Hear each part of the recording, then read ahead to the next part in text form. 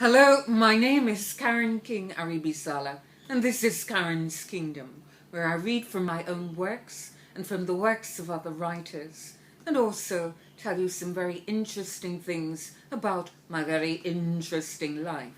Today I want to read you an extract from a short story of mine called Bob is Not My Uncle, and Roberta is definitely not my aunt. And it's from my second published work entitled Kicking Tongues. It's called, that's the title, but the character who says this story is the feminist. And really the story reveals how women can be really horrible to each other in spite of the feminist movement. So here goes. Bob is not my uncle, and Roberta is definitely not my aunt. Wormed her way into our lives, she did, and then the sisters began to call me names.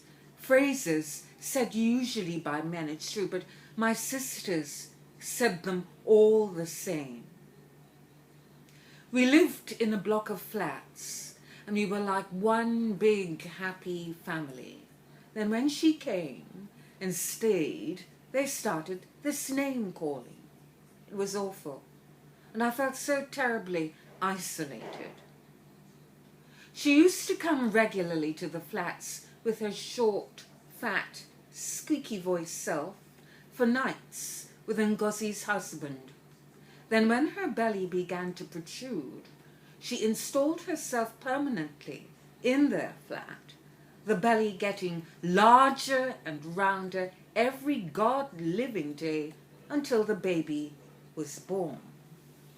Of course, it would have to be a bouncing baby boy. If the woman had given birth to a baby girl, well, there wasn't a phrase for that.